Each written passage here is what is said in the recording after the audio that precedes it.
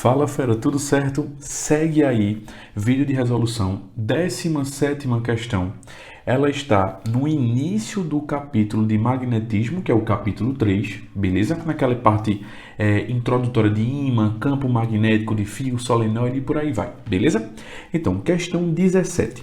Ela fala o seguinte: os ímãs têm larga aplicação em nosso cotidiano, tanto com finalidades práticas, como em alto-falantes, microfones ou como meramente decorativas. A figura mostra dois ímãs, A e B, em forma de barra com seus respectivos polos magnéticos. Quero deixar claro uma coisa para tu, fera. Esse tipo de questão, com afirmativas, não vai cair no Enem, óbvio. Mas, novamente, essa questão ela é importantíssima para a gente fundamentalizar conceitos. Para a gente pegar aquele conceito que é importante e incrustar ele na tua cabeça, certo?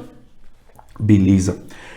Na primeira afirmativa ele fala o seguinte: se quebrarmos os dois ímãs ao meio, obteremos 4 pedaços de material sem propriedades magnéticas, pois teremos separados os polos norte e sul um dos outros. Então ele está falando basicamente o seguinte: ele está dizendo que vai cortar o ímã, ele vai cortar esse ímã aqui ao meio. Eu já desenhei vários ímãs aqui para a gente não perder tanto tempo. Ele vai cortar esse ímã aqui ao meio, certo? Ele cortou o ímã ao meio e falou que tu vai obter lá do outro lado, depois do corte, tu vai obter pedaços sem a característica magnética. Isso é verdade, fera? Não, de jeito nenhum. Lembra que para a gente gerar esses polos norte e polo sul, polo norte e polo sul, beleza? A gente tem aquelas orientações dos spins. Então, quando eu partir ao meio, os spins vão continuar orientados. Então, se os spins continuam orientados, quer dizer que ainda vai ter característica magnética. É como se eu partir ao meio, os outros pedacinhos que geraram vão ter polo sul e polo norte também. Polo sul e polo norte também, beleza? E lembra sempre, o polo que está à esquerda vai ser o polo que vai ficar à esquerda dos novos pedaços. E o polo que está à direita, que é o polo norte, vai continuar à direita nos novos pedaços, beleza? Então, partir um ímã ao meio, sendo o meio vertical ou o meio horizontal, tanto faz. Sempre vai existir ímã, os pedaços resultantes desse corte sempre serão ímãs, beleza? Não se perde nisso, certo? Massa. Dando continuidade. Segundo, A e B podem tanto atrair-se como repelir-se, dependendo da posição em que os colocarmos um em relação ao outro. Só para fortalecer, o primeiro foi falso, beleza?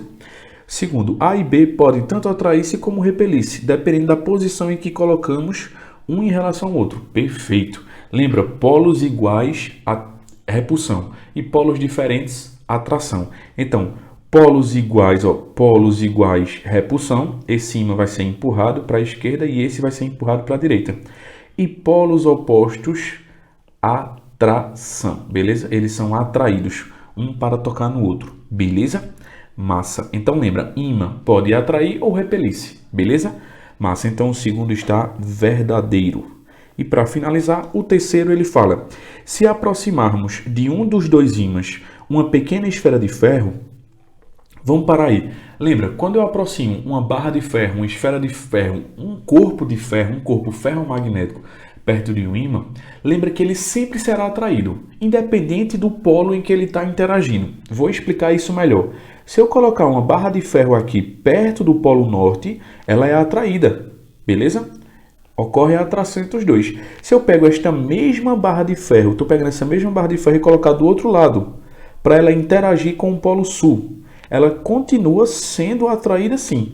Então, uma barra de ferro, independente da polaridade que ele está interagindo no ímã, ele sempre é atraído. Beleza? Então, vamos recapitular. Ímã com ímã pode ser atração ou repulsão. Beleza? Ímã com barra de ferro só pode ser atração. Isso é importante em algumas questões. Por exemplo, tem uma questão que ele dá um corpo desconhecido interagindo com outro corpo desconhecido. Se esses dois corpos desconhecidos de alguma forma se repelem, então os dois têm que ser ímã. Se esses dois corpos sempre, independente da situação que eu coloque, eles sempre se atraem, então um dos dois é ferro.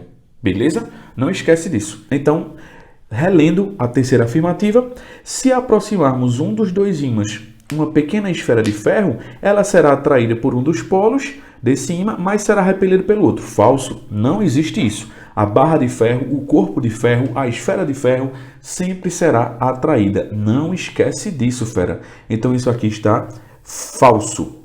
Se está falso, eu só tenho a alternativa letra B. Beleza? Um abraço a todos e até a próxima.